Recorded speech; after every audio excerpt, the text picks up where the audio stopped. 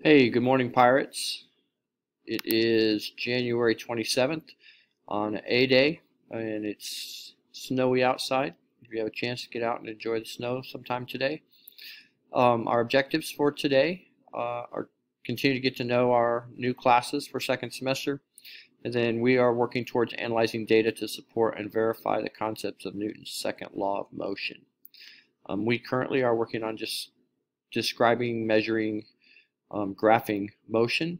And so today in class, your Bellwork slide, add the date and just think about the equation for speed and create a sample word problem. Show your work, solve the problem that you created, and then submit for the day. Kind of get you thinking about speed. The first assignment for today is to add speed to your notes. And so these are notes 3. And so you should be on your notes template. Looks like this, and you should have done 1 and 2 already. Should be working on notes 3. Ooh, it's notes 4. I'll need to change that.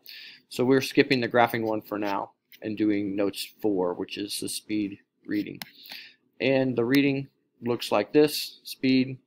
There are 4 objectives. Introducing speed is your first subheading. Average speed is your second subheading. Instantaneous speed is the third. And then calculating distance or time from speed. A little bit longer than the previous readings, but not too bad.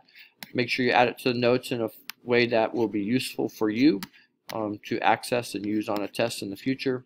And then the quiz itself that you're going to take. Once you complete your notes, you're going to come to number 3 and take the practice quiz. Don't forget to hit the turn in button when you're done with that quiz. And then that should be graded automatically once you hit turn in. Second half of the hour today, we will begin something called Speed Challenge. And Speed Challenge, when you click on it, you get this activity. Let me see if I can zoom in on that a little bit. And you can see there are instructions.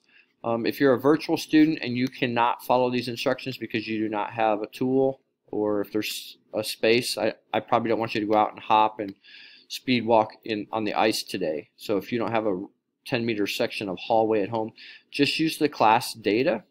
And the class data will be linked in an announcement, but you could also come right here and click on it and see that. And so there are 2 different places.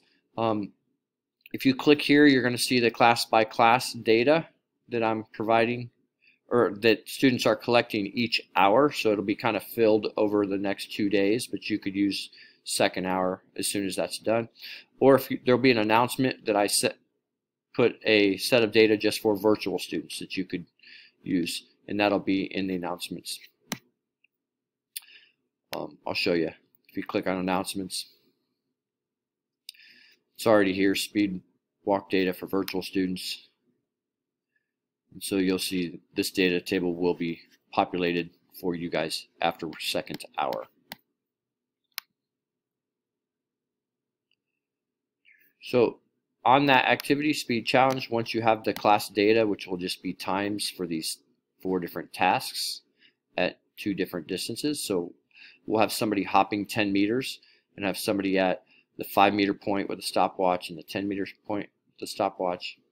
They will both start their stopwatches when the person starts hopping.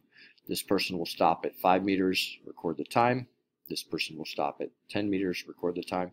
Then you'll use the distance and time to calculate speeds. Once you've completed that, you can see that there is 7 questions getting you to think about that data and calculate some word problems based on speed and the equation for speed.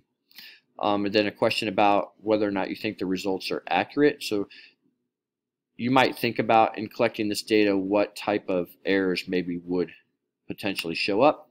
And then this 3rd page, here's a little explanation to help you kind of get started if you're not sure, but you would need to be plugging in your data and so forth. You're going to write right here. There are text boxes. You can see when I click on it, there's a text box for each answer. Same thing in the data table. There are text boxes in each location. and so forth.